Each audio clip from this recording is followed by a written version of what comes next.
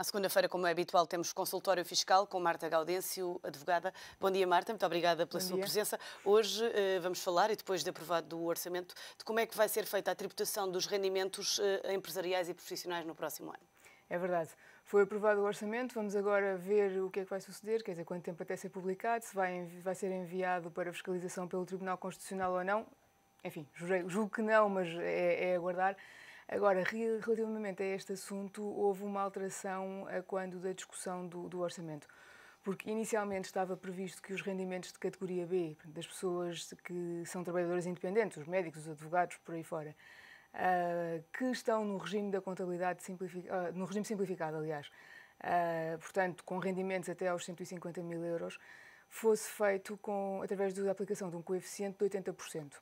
Até aqui, estas pessoas que têm rendimentos até 150 mil euros e desde que se mantenham no regime simplificado, são tributadas como se 30% do seu rendimento fosse despesa e os restantes 70% fossem rendimento verdadeiramente dito. E é esse que é tributado. Entretanto, a proposta do orçamento previa a tributação de 80% dos rendimentos, portanto havia mais 10% que iria ser tributado. Com a discussão, depois a aprovação, tal como foi feita, o que vai ser tributado é 75% do rendimento. Portanto, há de facto um aumento de 5%, o aumento não é tão grave como se esperava. Isto, enfim, ainda é significativo. Eu tinha feito as contas para um rendimento de 50 mil euros, a diferença no rendimento tributável é de 5 mil euros. Mas, apesar de tudo, é mais favorável do que aquilo que estava inicialmente previsto. Portanto, ao rendimento da categoria B, aplica-se um coeficiente de 75% e é esse o valor que é sujeito à tributação. Os sujeitos passivos que, enfim, agora pretenderem passar para o regime da contabilidade organizada, ainda que não atinjam os 150 mil euros, podem fazê-lo até 31 de janeiro, porque pode haver quem entenda que, com base nestes valores, faz mais sentido ser tributado com base na contabilidade organizada do que ficar no regime simplificado. E, portanto, até 31 de janeiro pode fazer a opção e depois são 3 anos durante os quais terá de ficar neste regime da contabilidade organizada. E qual é que é preferível, na sua opinião? Depende das empresas? Depende muito das despesas que as pessoas têm. Se tiverem muitos custos associados à atividade, aí é provavelmente preferível ficar na contabilidade, passar para a contabilidade organizada, porque esses custos são dedutíveis. Se não tiverem muitos custos, mais vale ficar no regime simplificado, porque aqui não se pode deduzir qualquer custo. Quer dizer, deduz na mesma os benefícios fiscais, as deduções à coleta, isso pode. Agora, os custos, se estiverem a arrendar um escritório ou coisa do género, os custos com eletricidade, etc., tudo isso não pode ser deduzido no regime simplificado, precisamente porque já se presume que é uma parte, é um custo presumido. Portanto, dependerá muito do valor dos custos que cada pessoa suporte. Hoje falamos também do regime de proteção social a partir do próximo ano para os membros de órgãos estatutários. É verdade, também uma alteração deste orçamento, se bem que uma alteração porque generaliza um tratamento que já existia. Os membros dos órgãos estatutários têm tido uma proteção que tem vindo a aumentar ao longo dos anos, já tiveram como trabalhadores independentes e praticamente não havia proteção social. Depois foi evoluindo, foi aumentando o grau de proteção e neste momento a única coisa que eles não têm é a proteção no desemprego. Portanto, tanto o membro do órgão estatutário, ou o administrador, ou o gerente, ou a empresa fazem as respectivas contribuições. Há proteção praticamente para todas as eventualidades, doença, morte, etc., mas não havia proteção no desemprego. A menos que estivéssemos a falar de um administrador ou um gerente que tivesse sido anteriormente e durante um ano trabalhador da sociedade. Mas esse regime aplicava-se a todo o tipo de administradores? A todo o tipo de administradores, até de pequenas e médias empresas? Sim. Eu acho que era justo. Não é muito justo, mas também as condições serão outras, não é? E também temos de ver que as taxas contributivas... continuavam sem proteção no desemprego. Continuavam sem proteção no desemprego. Mas também havia muitas situações em que estas pessoas eram trabalhadoras da empresa há mais de um ano e depois eram convidadas para ser administradores ou gerentes da sociedade. E nesse caso tinham a proteção total. Portanto, isto aplicava só àquelas pessoas que eram inicialmente, enfim, não contratadas, mas convidadas para serem membros dos órgãos estatutários. O que é que vai acontecer a partir de 1 de janeiro? É que as regras são alteradas e a proteção passa a ser estendida a todos os membros dos órgãos estatutários, passam, no fundo, a ser quase como trabalhadores independentes, trabalhadores dependentes, perdão, passam a ter a mesma proteção. a taxa contributiva também aumenta. Portanto, a taxa contributiva, neste caso, vai ser igual à dos trabalhadores dependentes. Mas, portanto, essa proteção tem já efeitos a partir de janeiro do próximo ano? Passará a ser, sim, passará a ser aplicada a partir de 1 de janeiro do ano que vem. Falamos também de contencioso tributário, para fazer algumas diferenciações entre reclamação graciosa, impugnação judicial e oposição à execução fiscal. Começamos pela reclamação graciosa. A reclamação graciosa é um meio gracioso, como o próprio nome indica, é um meio administrativo de pôr em causa a legalidade de uma liquidação de imposto.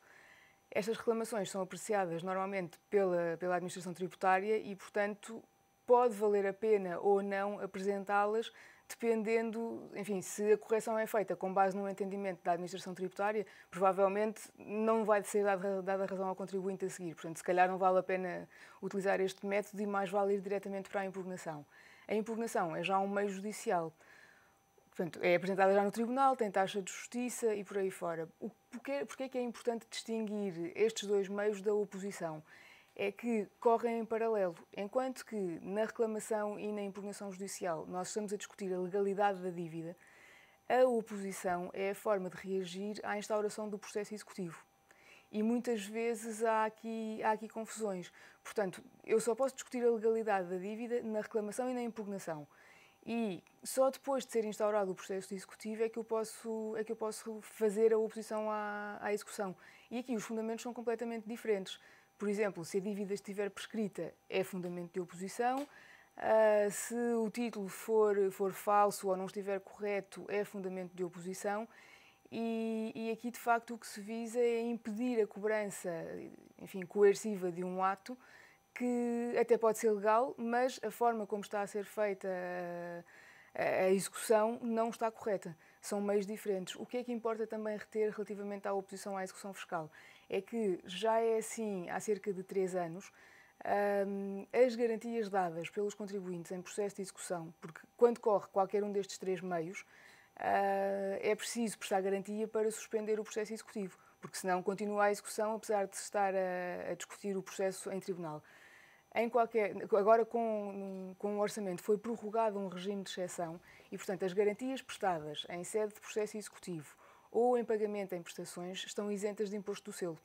E isto, enfim, para os contribuintes não deixa de ser positivo, porque já que têm de prestar garantia, se a garantia for, por exemplo, uma hipoteca sobre um imóvel, é bom que não tenham de pagar ainda o imposto do selo. Pagam só os custos de constituição da hipoteca, mas não pagam o imposto do selo, que ainda era um valor significativo. E isso vai manter-se este ano com a nova lei, para o ano, com a lei do Orçamento de Estado para 2013, o que é de facto muito bom, porque, enfim, o custo, apesar de tudo, é inferior. Há pouco dizia que a reclamação e a impugnação é quando se põe em causa a legalidade, não é? Sim. Em que situações é que se pode pôr em causa esta legalidade? Por exemplo, quando vamos agora falar em IRS, há aquela regra de ser a mais-valia de venda de um imóvel ser tributada em 50% apenas, no caso das pessoas singulares, e se o valor for reinvestido na aquisição, portanto, estávamos a falar da casa própria, e se for reinvestido na aquisição de uma outra casa própria, não há tributação de todo. Ora, por exemplo, se a administração fiscal desconsiderar que foi feito o reinvestimento por alguma razão, ou se por algum acaso se enganar e em vez de tributar metade da mais-valia, tributar a totalidade, neste caso é uma liquidação ilegal, porque não cumpre a lei, não cumpre as regras. Nesse caso, a pessoa terá ou de apresentar uma reclamação graciosa ou de apresentar uma impugnação judicial. Só que, se entretanto apresentar este meio, mas não pagar a liquidação, começa o processo executivo. Porque muitas vezes as pessoas, quando têm razão, consideram que não devem pagar a liquidação. Devem ir discutir o assunto. Como não paga, é instaurado o processo executivo. Mas, ou seja, tem que pagar primeiro e depois fazer a reclamação, é isso? Tem de pagar. Tem que pagar sempre e depois, eventualmente, ver-lhe devolvido o dinheiro? Ou, mesmo que não pague, tem de prestar garantia. E isso é um dos problemas do nosso contencioso tributário, é que, tendo ou não tendo razão, das duas uma. Tem que pagar sempre. Ou a pessoa paga a liquidação e se estiver paga não contam juros, portanto não terá de pagar mais no final e enfim, faz-se a discussão no tribunal normalmente, ou então a pessoa decide não pagar, mas se não pagar, não só estão a contar juros de demora, que, se tiver razão, afinal, não lhe são cobrados, aliás, ao contrário, pode pedir juros compensatórios, mas vai ter de prestar garantia. Porque se mesmo para terminar, portanto, primeiro paga e depois reclama. É mais ou menos isso. Mas para terminar, se de facto o tribunal decidir que a pessoa tem razão e tem que lhe ser devolvido o dinheiro, quanto tempo é que as finanças têm para devolver esse dinheiro? Há prazos? Há prazos, mas demora. Há prazos, mas muitas vezes não são cumpridos, porque, enfim, o processo fica no tribunal à espera de saber se há recurso ou não há. Isto demora para aí 10 dias. Depois é suposto ser enviado ao Serviço de Finanças, mas, enfim, eu diria que 2, 3, 4, 5, 6 meses, às vezes mais. Ok. Marta Galdêncio, muito obrigada pela sua presença e pelos dia. seus esclarecimentos neste Primeira Hora.